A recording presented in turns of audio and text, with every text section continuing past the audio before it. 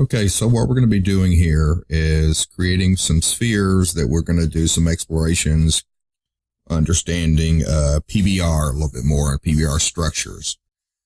So we're going to make these quad spheres. So the first thing we want to do is to create a cube. So let's make it about, let's type in 0.2. That'll make it about 2.5 inches radius. So that'll give us about a 4 to 5 inch sphere. Okay, and then 10 segments on each side will work out well for us.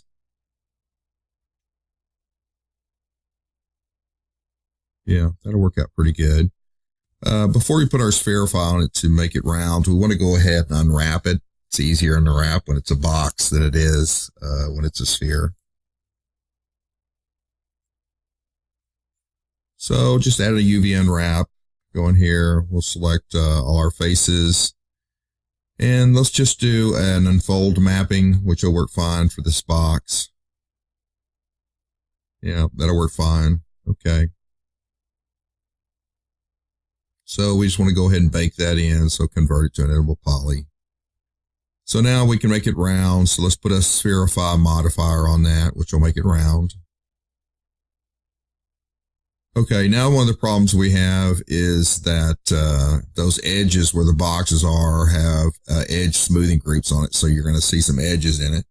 So let's put an edit poly modifier on it and then select all of the polys.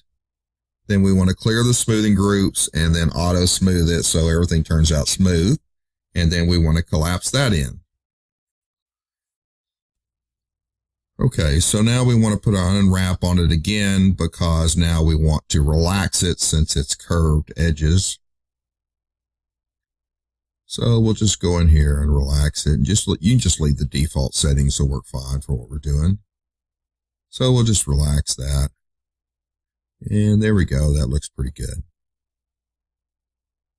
Okay, that's pretty decent mapping coordinates. All right, so let's go to the front. And I'm just going to select move. I'm going to make a copy. So hold down the shift key. Let's move to the right. Leave a little bit of a gap between them. And then let's go ahead and make 3 of those. So we have 4 in a row. So now let's just slide them back so they're all centered there. Doesn't have to be perfect. Okay, so then we want to put 3 on top of it because we're going to do 3, 4, 3, which will be 10, which is how many we need, 10 spheres. So just keep the gaps kind of close to being the same between these. And then let's take these and hold down the shift and drag them down. Make our last 3 at the bottom. And then let's drag that and center them all. And that's pretty good.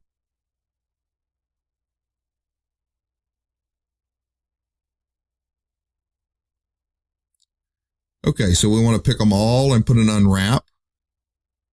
So the unwrap gets them all in here together, and then we'll want to auto pack these. So we're going to select them all and then click auto pack. That'll get them initially packed in there, though we want to manually pack them in here. So we'll just move those out. And now what we want to do is kind of pack them in an order like they are in our viewport.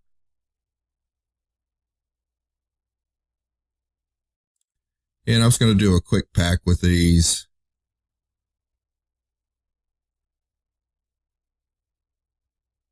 And then I'll get in closer and pack them a little bit tighter here once I kind of get an initial pack in.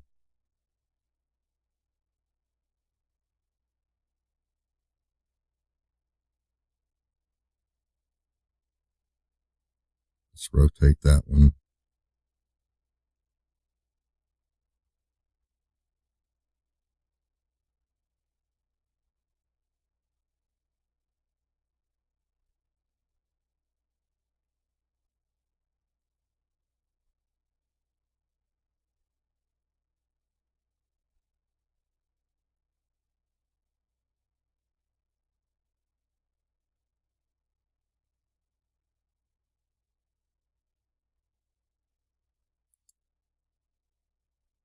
Okay. Get the other one down here at the bottom, and then we need to get the fourth one in that row over there. Okay, now let's get in closer and pack these a little bit tighter. You know, we want to pack them as tight as possible. We still want to leave some space around them, but we want to pack them fairly tight. But you do need to leave a little bit of space around them so that they don't trap on top of each other. But our goal is to use as much of the square as possible because that's pixels. So the more pixels we have our object covering, then the more pixels show up actually on our object. All right, let's rotate this one. Let's go ahead and just keep it in the middle slot. That'll be fine. Okay, you can see how it's sticking out a little bit. We need to scale this. So we're going to scale, and then inside of the editor, if you go up here and click this button, hold down, I can pick the top left-hand corner, so it's going to scale to that corner till I get them all inside of the square, and then I am good to go. So let's go ahead and convert that to an editable poly. Okay, so now what we're going to do is we're going to pick one of these. It doesn't matter which one. And we're going to attach them all together. So we want this to be one model. So let's go ahead and attach these all together. They don't have to be attached together. It just makes our life easier when we're texturing them if they're all one thing. Okay, let's name these PBR spheres.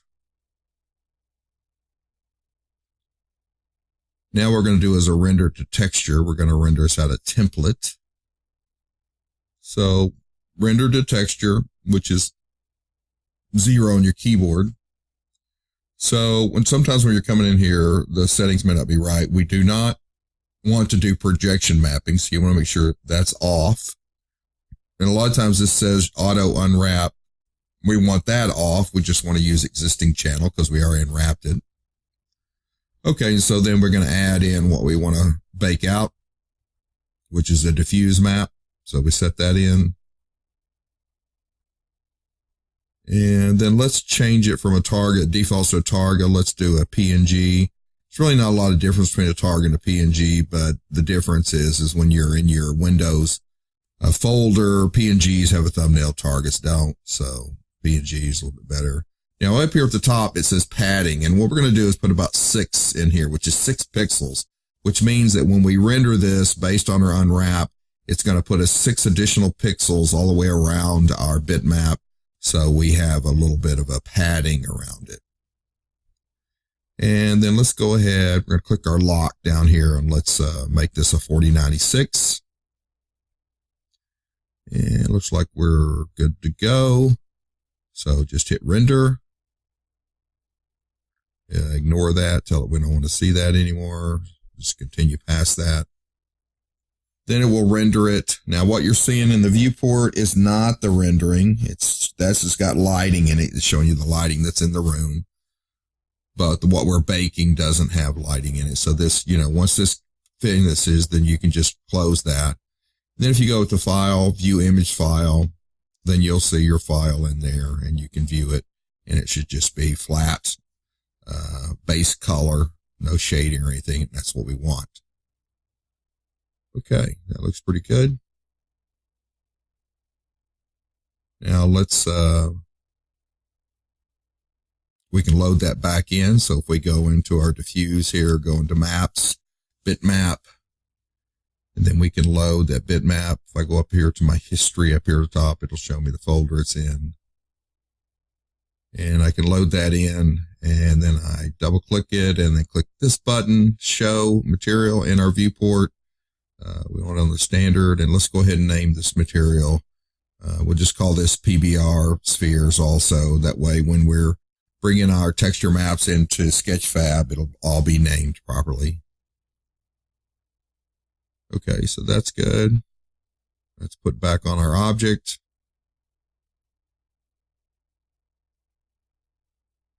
So we want to go ahead and export it.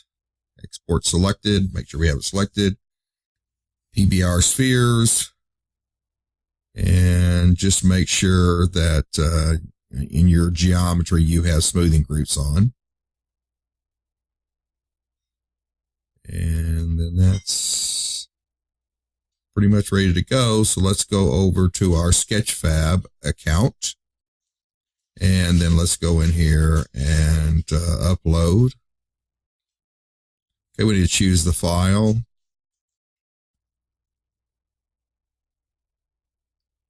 Okay, continue, and then we'll hit continue. It'll take a few minutes for it to upload. Okay, then it'll come in, and then we want to go and just set some initial settings in here. So we'll go to 3D settings.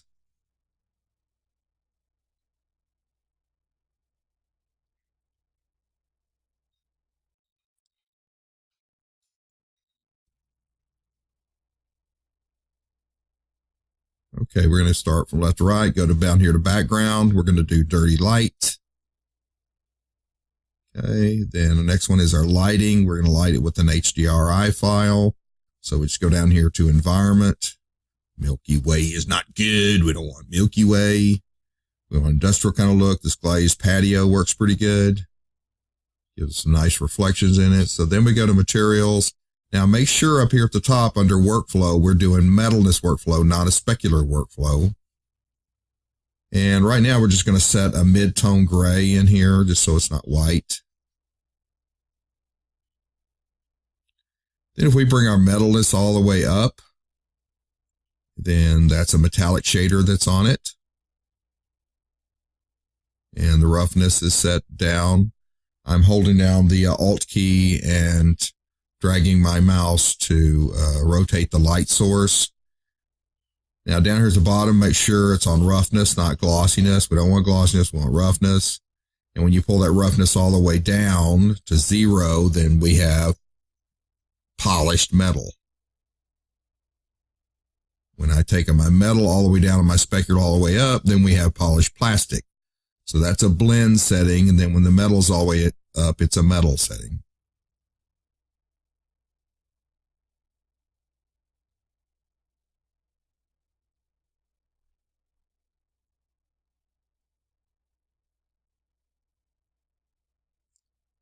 So we'll bring our roughness up a little bit so the light is bouncing and scattering across. Let's go ahead and save a little thumbnail view.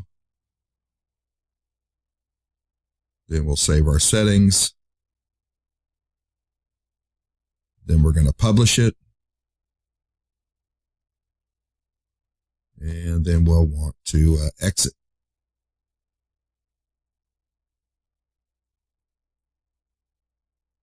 Okay, there we go. Okay, up here at the top in the URL settings, there's a sequence of numbers and letters. We don't need the whole URL. We just need that sequence of numbers and letters. We need to copy that. Okay, so now we need to go over to our forum. We need to go into our classroom.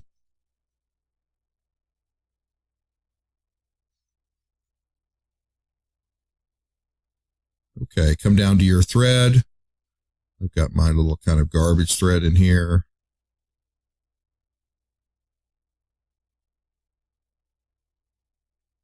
Okay, then we're going to post it in here. So we just hit reply to thread. Our title will always be the week we're putting it in. So this is week 2 homework. So we'll put week 2 in our title. And we'll just give it a message in here. I'll just put our PBR spheres. Okay, and then, oops, wrong kind of brackets, then paste our number that we copied, and then brackets again, and then inside the front brackets, we type in the command, which will be Sketchfab. And then we type it again at the end with a / in front of it, which tells it it's the end of the command. And then you'll want to preview this. Now, of course, what you're going to have, you'll have other stuff in here because you're going to document this whole process as you're going through it. I'm not documenting it. Well, I am. I'm doing a recording, but you'll be documenting the process as you go through it. So you'll have a bunch of other stuff in your thread. Of course, we want to hit preview it. Once the preview looks good, then we can submit it. And you'll see now we have these PBR spheres in here. You click on it. They're interactive. You can go full screen if you want to.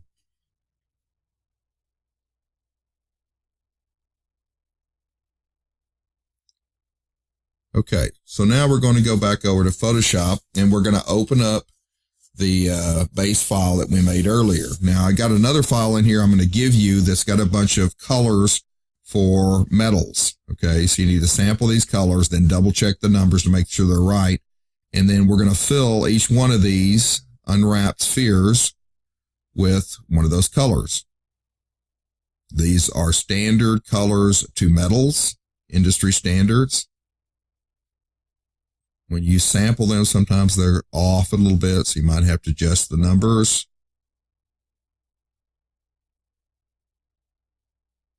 That should be 208, not 209. Okay, then I'm going to fill that into the next one. By the way, Alt-Delete fills with foreground color.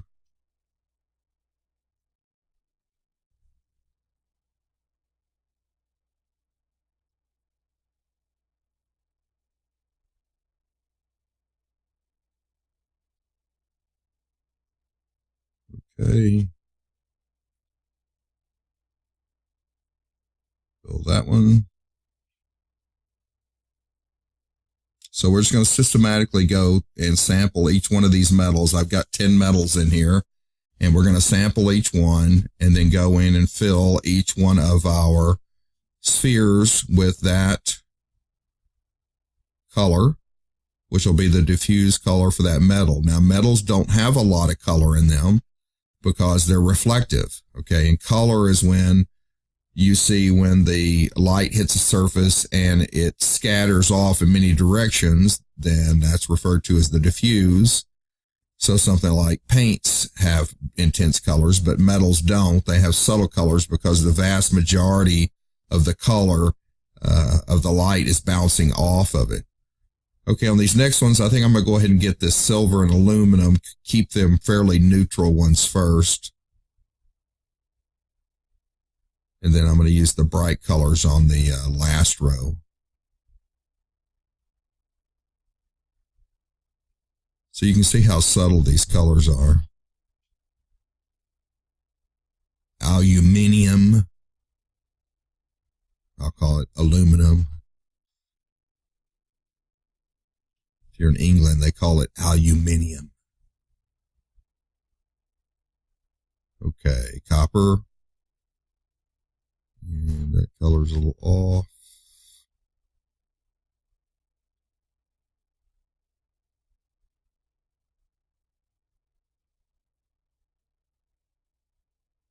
So copper there. I think I'll put the gold next to it. So let's sample that.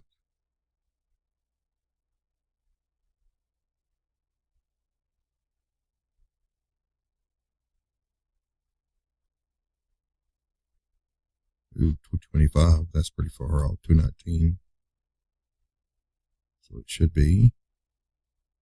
145 is correct, okay.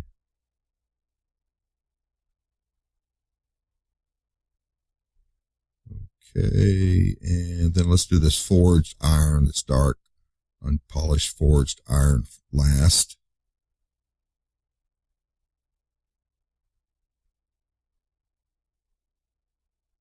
Okay, there you go. So those are all different kinds of metals. So let's go ahead and save this out. We'll save it as a PNG. By the way, everything when you bring into Sketchfab is converted to a PNG. So if we just save it as a PNG, then it doesn't have to be converted. Okay, so we're ready to go back over to our Sketchfab, and now we're going to change our base color to this kind of gray that we put in there to bring in an image. And that'll load our image onto our objects. Let's turn our roughness down, and we have nice shiny metals. Subtle colors in the ones at the top, very subtle. Let's do a snapshot of that. Little thumbnail. Let's save our settings.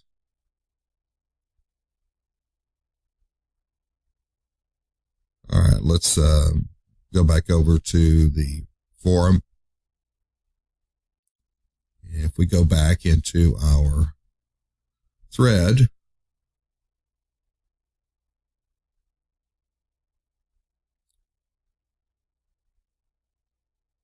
you'll see it updated.